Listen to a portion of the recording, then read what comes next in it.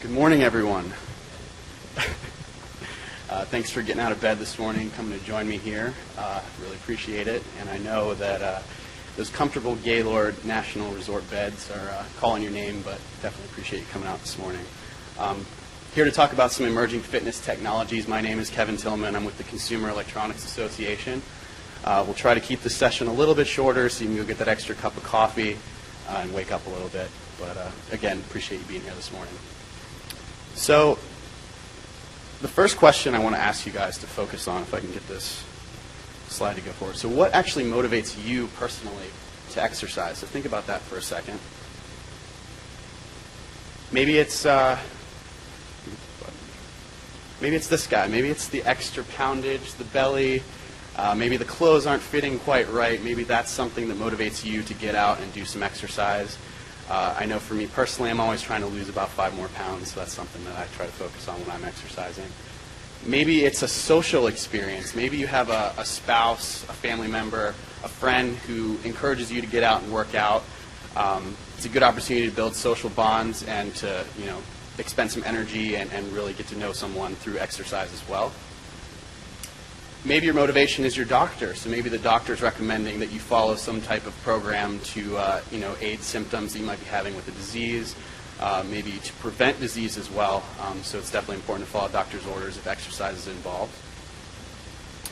Or maybe it's just simple stress relief. So it's a good opportunity to release some endorphins, to feel good about yourself, to get away from the day's stresses. So exercise is a good way to escape. And for other people, maybe it's just technology. I know when I'm working out, I like to have music going.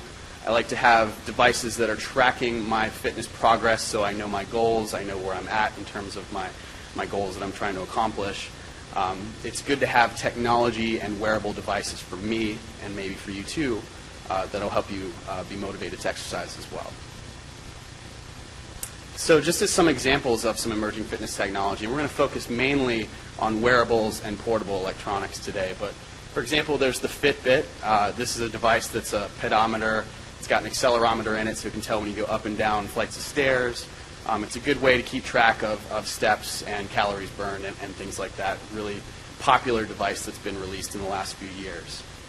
The next device is the Nike Fuel Band. I'm actually wearing one of these right now. And it's fairly similar to the Fitbit, but it's a wristband that also accumulates a score that Nike's kind of developed an algorithm to allow you to compete with your friends using kind of the same metrics for exercise. So it becomes more of a social experience with other people. So you can see who's sat on their butt all day and hasn't done anything, or if they've actually gotten out and done some exercise during the day. There's also a series of Garmin fitness wristwatches, and these are really great for calculating distance, calculating pace, really useful for runners to be able to see if they're meeting their mile times, if they're running a distance race while they're out on the course. And then maybe you've seen this guy before, the smartphone, kind of the Swiss Army knife of fitness devices these days. You have access to fitness apps, all types of apps actually. It's got built-in features like an accelerometer. So really, this is the device that all 3 of these other devices can be connected to really keep track of your fitness goals and your fitness data.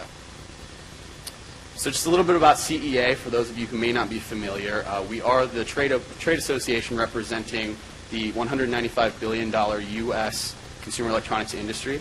We have over 2,000 member companies. Some of you might actually be CEA members, including manufacturers, retailers, content providers, and integrators, installers. So a wide range of companies are members of CEA.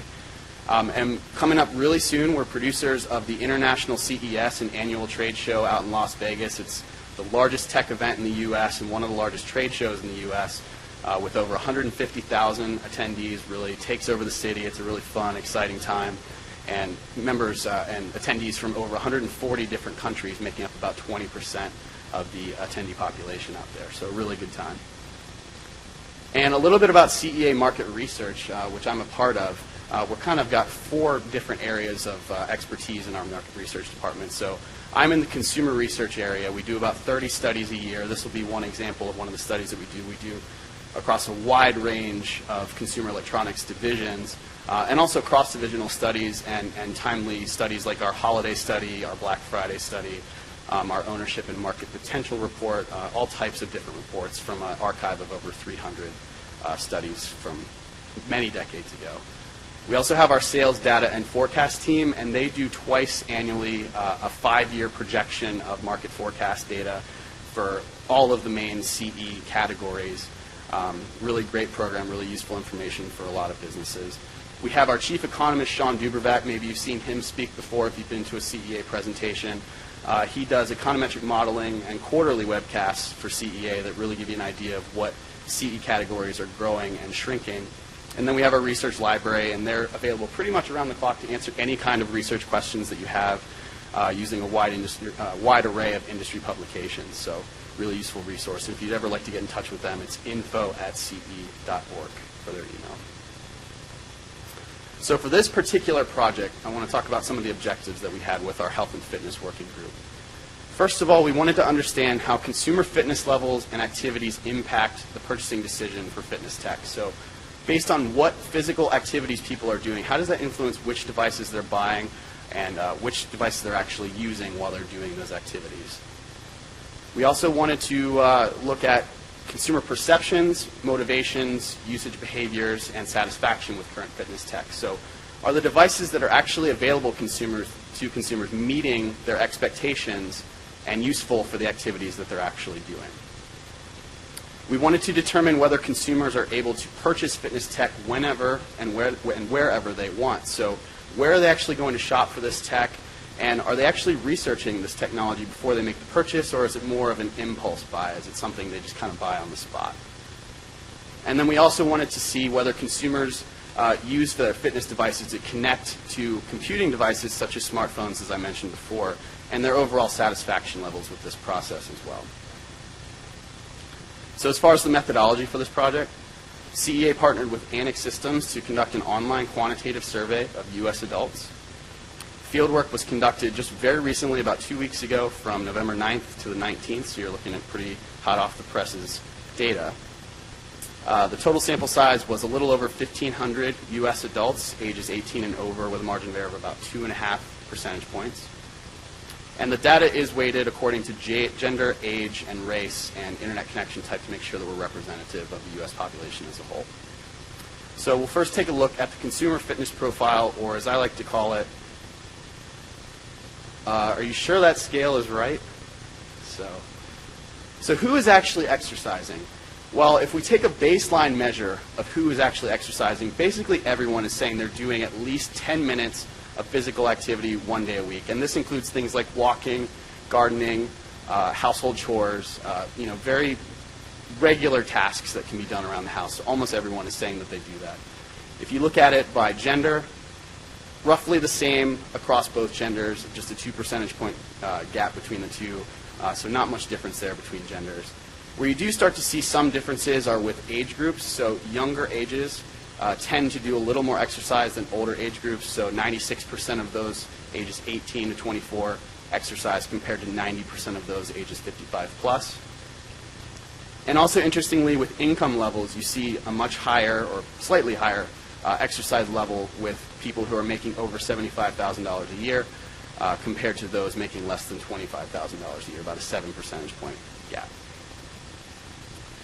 So when we asked adults how they actually feel about their current physical fitness level, I think they might be a little bit optimistic about how they're actually performing in terms of physical fitness. So over half of adults describe their current physical fitness level as good or better. And I think we all know, based on multiple studies that have been done, obesity levels and levels of overweight adults in the U.S., this is probably a little bit high compared to those numbers. But I think it's also important to point out here that you do have a lot of people who are aware of their physical fitness level, saying that they're in fair, poor, or very poor shape. Almost half of U.S. adults are admitting to those. So maybe they do have an idea of how they can get up to those levels of good or excellent in the future.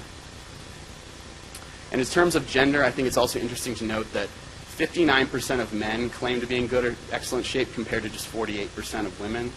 So maybe women are a little more critical of themselves, a little more honest about their physical fitness levels, and I know guys like me tend to boast a little bit about their physical abilities, so this isn't really surprising to see this gender gap here. So along those lines as well, younger and more affluent consumers are also more likely to say they're in good shape or better. So here at the top again you see overall and the gender split in blue and red showing excellent and good shape individuals. For age groups in the third section there, you can see that for 18 to 24-year-olds, nearly 2/3 of them say that they're in good to excellent shape compared to just over half of those ages 55 plus. And then looking at income levels again, you see that lower income individuals tend to claim that they're in not quite as good a physical shape, just about 1/3, a little over 1/3 saying that they're in excellent or good physical shape, compared to almost 2/3 of those individuals making over $75,000. So what activities are they actually doing? And this is for 10 minutes a week, at least one time. Walking, household, gardening, and yard work, definitely the top three for individuals' physical activities. These are not really dedicated fitness activities, but it does get them up and about. When you do start to look at some of those dedicated physical fitness activities like strength training, running, jogging, cardio on exercise machines, and biking or cycling, roughly 1 in 5 adults are doing this baseline amount of exercise each week. Where are they exercising? Well, most of it's actually being done at home. So roughly 3/4 of adults who are getting physical activity are doing it at home. Roughly half of them are working outdoors and outside. And just about 1 in 5 are actually working out at a health club or a gym. And then smaller percentages for other locations as well. Who are they exercising with? Well, primarily they're by themselves. So 3/4 again are exercising alone, and this is looking at always or often. If you're looking at more of that social experience, like I mentioned, roughly 1 in 5 adults are always or often working out with a friend, spouse, or family member, and then smaller percentages in a class or with a personal trainer. If you look at if they ever exercise in those social settings, the numbers are a little bit higher, but again, dominated by exercising alone. But are they getting enough exercise? And the answer is they simply aren't.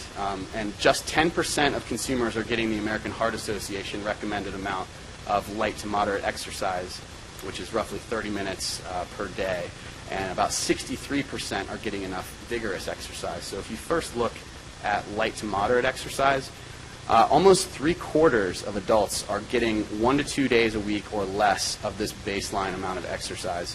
So a strong majority are not getting enough of this, with the average duration of about 43 minutes, which might seem like a long time, but if you're not really working up a sweat, it's not a very significant amount of time.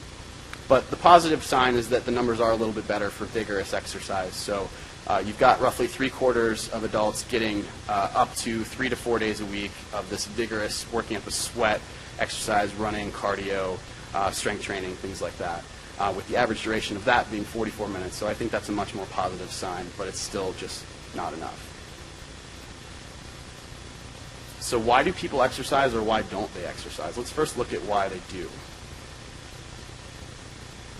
It comes up. Okay. So first of all, they want to improve their overall health. 3/4 of those adults who do exercise say they want to improve their overall health. And over half of these adults say that they want to lose weight or reduce body fat. They want to look better. They want to reduce stress. So a lot of those motivations that I mentioned earlier. You also have almost half of adults trying to build muscle or increase their strength as well when they do exercise.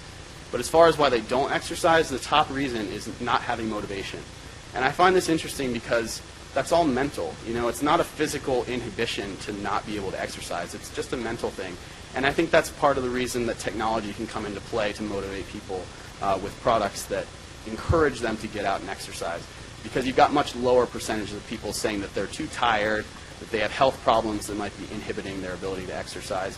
I think technology playing a role there is a little bit more challenging, but with that motivation aspect, I think that that's really important here. So what statistics are adults actually tracking? Well, certainly their weight, and I hope that when all of us step on the scale, it doesn't say yikes for you. But there's kind of a plurality of reasons why they're tracking these different statistics. So nearly half of adults are tracking their weight at 47%.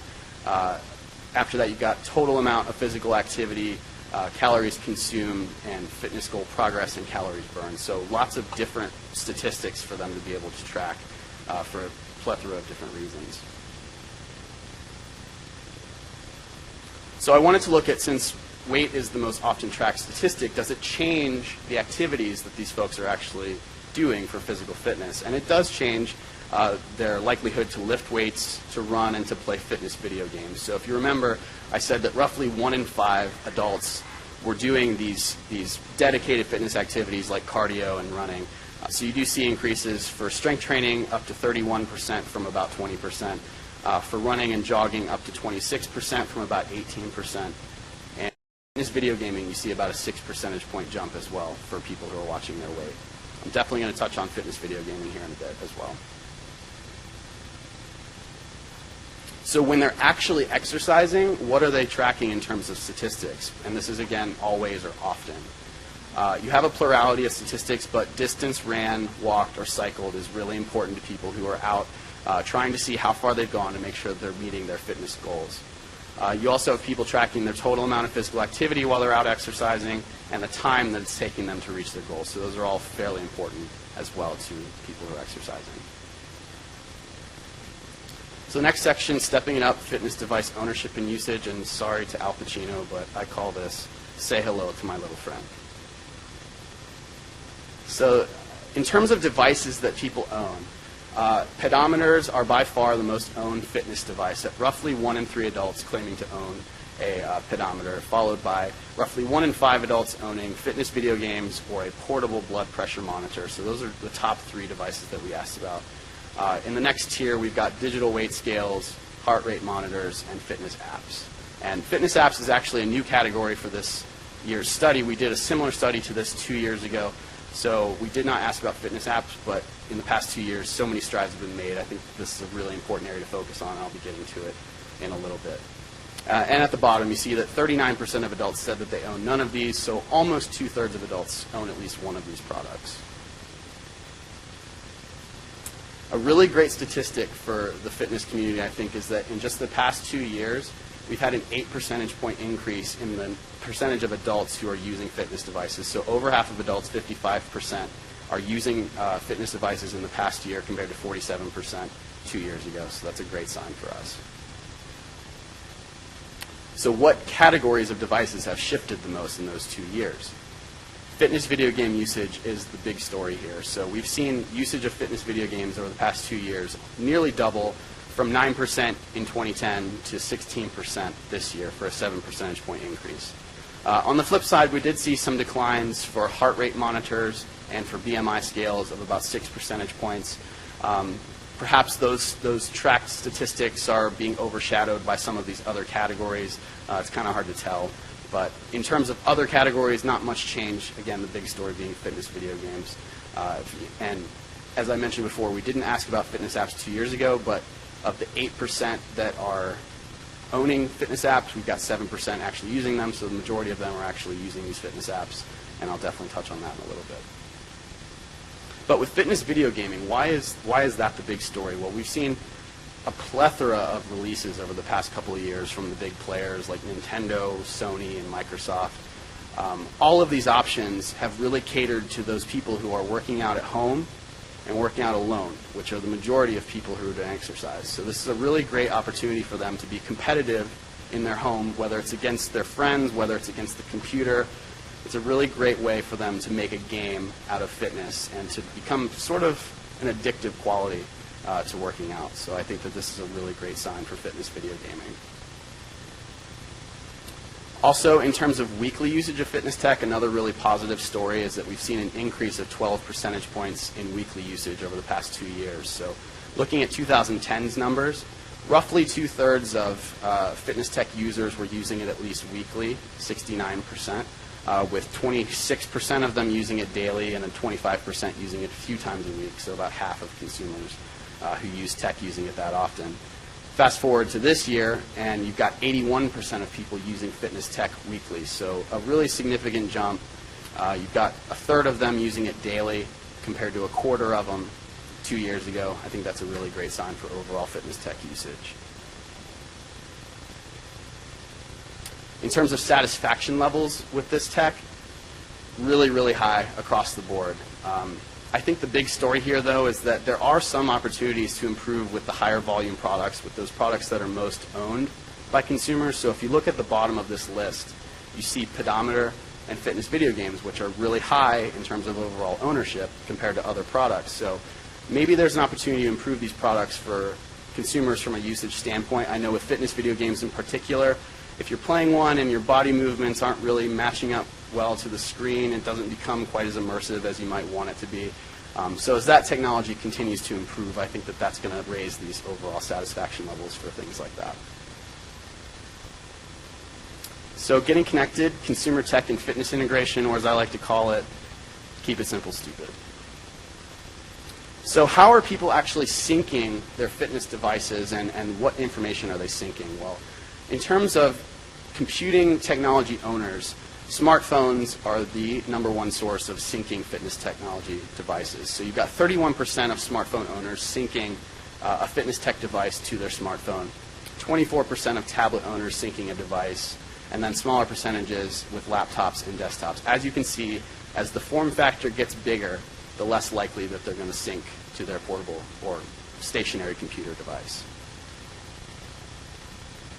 So when are they actually doing the syncing? And we wanted to look at this in terms of during exercise, right after they exercise, maybe even the same day and longer.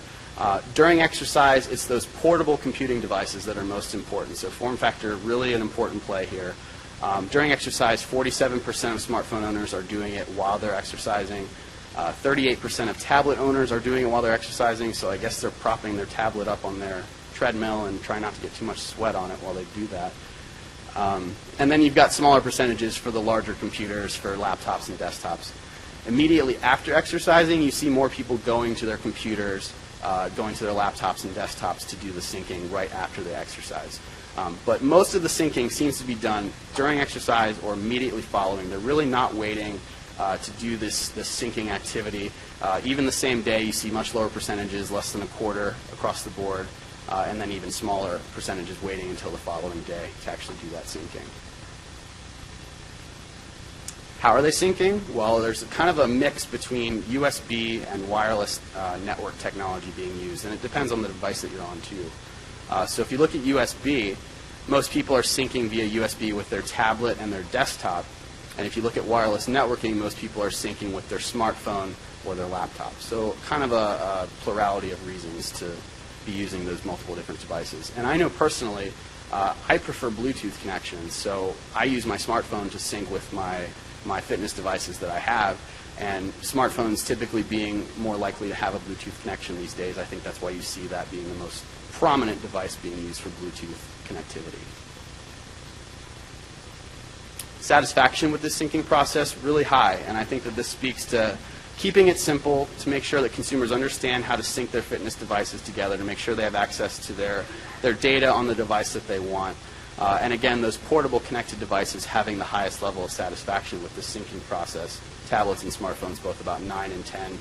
Consumers who are syncing their devices are satisfied with it. About 8 and 10 for laptops, and about 3/4 for desktops. So what apps are they actually using? We asked consumers, what is the one app that you use most for fitness technology and fitness tracking? MyFitnessPal and Nike Training Club Fitness being the top two mentions for this question. Roughly 1 in 3 consumers mentioned that they use these apps. For those of you who aren't as familiar, MyFitnessPal is kind of a journal/calorie logger, and Nike Training Club Fitness is a sort of a personal trainer app, so it allows you to follow a set regimen in the gym. And so two different kind of angles to have with these top two apps. You also have several other apps being mentioned, and I think that this speaks to the wide array of apps that have come out in the past couple of years, lots of options for consumers, really giving them a good chance to find the app that fits their needs for what they want to do while they're working out. In terms of spend and in terms of the number of apps they're using, it seems that most fitness app users rely on the free offerings, not really surprising, and they stick to a couple of primary apps. So if you look at spend, roughly 7 in 10 fitness app users didn't spend a dime on a fitness app. And then you've got about 3 in 10 who did spend a little bit of money, about 1 in 5 spending between $1 and $10, and a small segment spending a little more at about $11 or more, with the average being about $8.57 per fitness app user. If you look at the number of apps they're using, they stick to one or two primary apps. I think that speaks to consumers wanting to keep their fitness information in one location or just a couple of spots so they're not trying to find it between a bunch of different apps. So you've got almost half of fitness app users just sticking to one fitness app, the average being about 1.82. So for the next section, we're influencing the purchasing decision, and I think you get the trend by now. This is getting people to buy stuff. So nearly half of fitness tech users are using technology that's more than a year old. And I think that this raises the question whether it's an opportunity to shorten the upgrade cycle for fitness tech. We see this in other CE categories like computing, especially tablets and smartphones, where there's a shorter upgrade cycle. With fitness technology, you get questions of durability and other things, so maybe this is an opportunity to get people more involved in thinking about when they need to get that next fitness tech device. As far as purchase intent, over the next year, roughly a third of adults plan to purchase a fitness device in the next year. And if you look at the individual categories, this scales pretty well with the devices that are already owned, so there's not any real surprises here.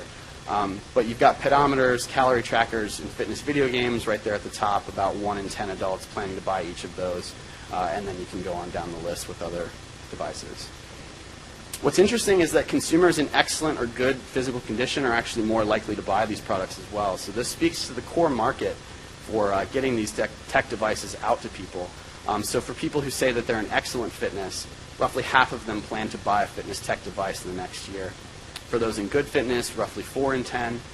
For those in fair physical condition, roughly a third, and about a quarter of those who say they're poor or very poor fitness level. I think that this is interesting, though, because you do have fairly significant numbers of people across all of these physical fitness levels who say that they would like to buy a fitness tech device over the next year. Most fitness tech devices are actually purchased with little to no prior research. So this gets back to that impulse buying aspect that I mentioned before. Roughly 1 in 5 people say they're going to impulse buy, and almost half of them say that they're spending less than a week really considering this purchase. So there must be some kind of social trigger, maybe a friend mentioning it to them, maybe seeing something online. It's a really short process when they're planning these fitness tech purchases compared to some of the other CE categories we looked at, like computers and tablets and things where people spend weeks and months planning these purchases. Fitness tech really comes pretty quickly. So where do they go to shop for these things? Well, mass merchants, sporting good retailers, and online. Those are the top 3 by far. What's interesting here, though, is that having 2 physical retail locations as the top 2 sources says that people really value having that physical interaction with the product before they buy it. They really want to see the look and feel. If it's a wearable device, they want to try it on, make sure that it fits them properly. They want to see how it actually connects to different things, how they're going to sync their device. And then you might get into some of the online retailers where they might know what they want already and make that purchase that way. As far as the gender divide on this, I think it's interesting that women tend to shop a little more at mass merchants, about 24%, while men prefer sporting goods retailers at about 22%. So if anybody out there works for Sports Authority, maybe you have some gender research that you could share with us here. So what are the most important factors in terms of purchasing fitness tech? Well, you've got a plethora of different reasons here at the top, and they're all very important to consumers. You've got price, quality, ease of use, durability, and functionality, all between 80 and 85% importance for consumers. But in other categories of CE, you do see price as typically a far and away more important aspect. So you do see kind of a change here with durability and functionality being a little more important to consumers in the fitness tech arena than maybe other CE categories. So as far as that physical interaction with the product, the packaging becomes really important too, because if they're interacting with the packaging, that's the first thing they're going to see. So what's important to consumers when they see fitness tech packaging? They want to see explanations of how to register or connect the device on the package. Roughly half of consumers who are buying this technology want to see that on the package. We also got into a discussion with the fitness working group about certifications. So think of it as like American Dental Association accepted toothbrush, but for fitness tech products. Would that actually be important to consumers? Roughly a quarter of them said that that might actually interest them a little bit more in the products. Also having testimonials or quotes from users of the products seem to be a little more important as well. Roughly a quarter of consumers said that those were important to them. So just a few final thoughts to wrap up here. And the question is really, so what? What does all this kind of mean? Well, younger, affluent people are slightly more likely to exercise and therefore purchase fitness technology. So again, think about that core market. If you want to look for the most sales, these are the people that you want to target with these products at this point in time.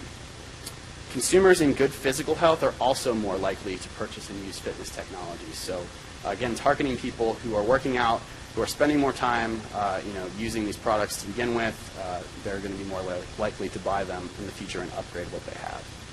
And also the overall fitness tech market appears to be expanding, as I mentioned, with fitness video games and especially the increased usage of apps. We saw that 8 percentage point increase from 2 years ago in overall fitness tech usage. I think that's a really positive sign for the industry as a whole. Just moving along here. Most exercise is done at home alone, so remember that. So positioning fitness tech for usefulness at home is definitely important. Again, very little product research is done prior to the purchase. So think of these products more as impulse buys in many cases, or very little research. And that influences the retail and point of sale experience for the sale of fitness technology. And just a final thought here. I think that as we've conquered this working out at home, working out alone aspect of fitness technology, how do we get people more active at work? Because we spend so much time there. So maybe jerry-rigging one of these treadmill desks might be the way of the future. And our friend seems pretty happy with it here. So I guess with that, I'll open up to any questions you guys might have. But thank you very much.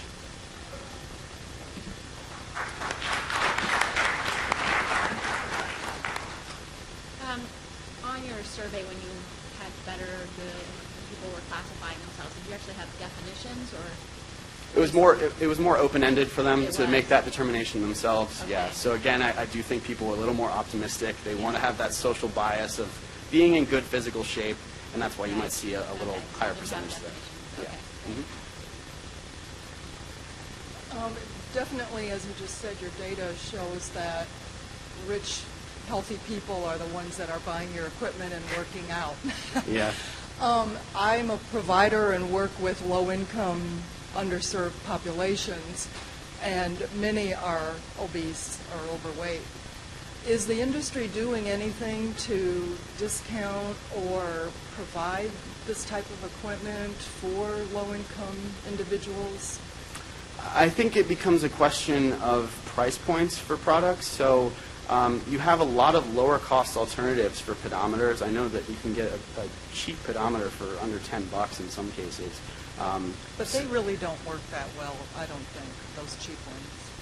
Yeah, there are questions of possible quality at that price point. But I think that is an interesting point to maybe explore in the future, that we are opening up some lower cost alternatives of quality devices at lower price points for people who may not be able to afford things like a Nike Fuel Band or other more expensive products that are available. Because those are the people that really need it. That's where the epidemic is, there's really not a lot of options for them other than just walking. Sometimes even their neighborhoods aren't safe to go out and walk. So, anything. I think anything that can be done would be really great. That's a great point.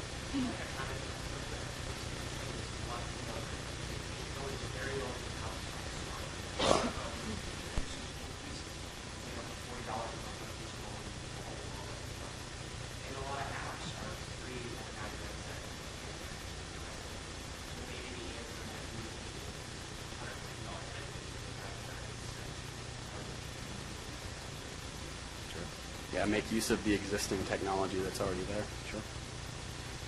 Did you do any breakdown of your sample looking at the types of apps and devices that were preferred by people who were kind of low fitness as compared to high fitness? That's actually not part of the report, and I should have mentioned that the report's actually going to be out in about a week, but we will have access to this data to maybe do some future follow-up breakdowns like that. And I'd also like to mention, if you'd like these slides, my colleague Jack Cutts will be at the back. He's got some little doctor, male and female USB drives that you can have. They're really cute. So yeah, if you want access to those. Sure. Any other questions? No problem.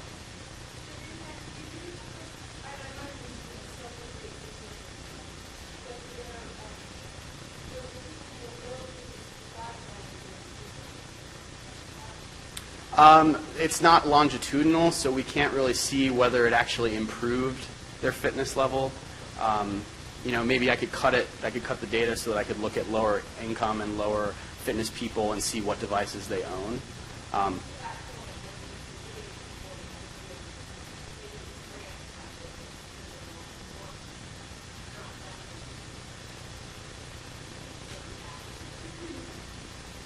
I think that'd be a good question for our next study that we do to see, maybe if we could ask a question like, has owning this device improved your fitness over the past year, or has it, influenced, other aspects of your health? Yeah.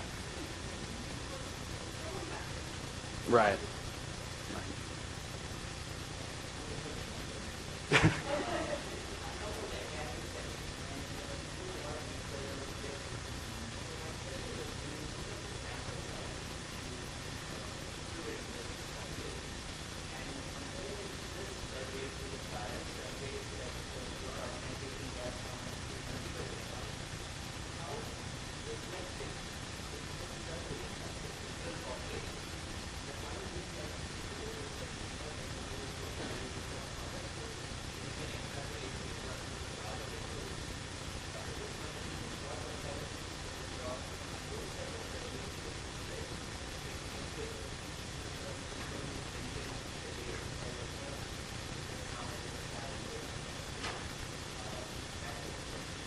Well, it is a general U.S. population survey with a sample size of about 1,500, so it is statistically significant with a margin of error of about 2.5 percentage points. So it is a scientific, statistically accurate sample size. And this is pretty common with most of our consumer electronics surveys, being at least 1,000 for a quantitative study, up to 2,000, 3,000 for sample size. So I think it can be extrapolated to the general population as a whole with these numbers as they are, sure.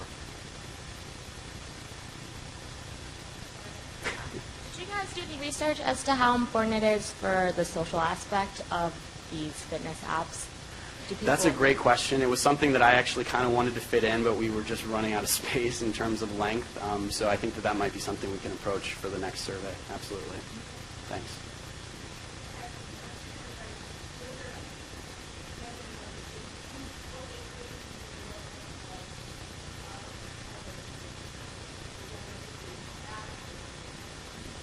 I think that's in the full report. It wasn't part of this presentation, but the report's going to come out next week, so I would look for that in there.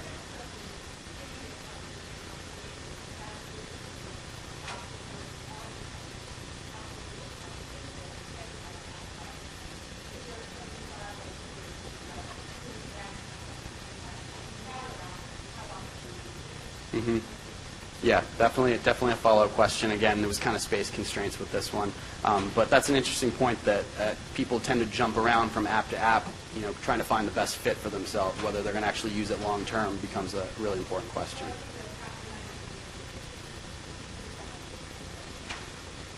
Mm-hmm. Sure. Any other questions? Sure.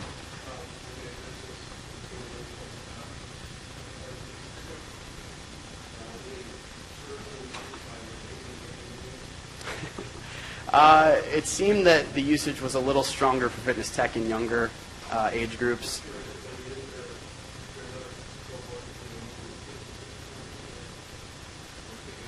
We just have general usage statistics, so it's not a, for a certain point in time, followed up, have you used it more in the past year? Great question for a follow-up survey, though. Sure. No. It was an online survey. We didn't include many physical factors like that. Just that general, how do you feel about your physical fitness level was kind of how far we got with that. So, sure. All right. Any other questions? Short and sweet. Go get that cup of coffee. All right. Thanks.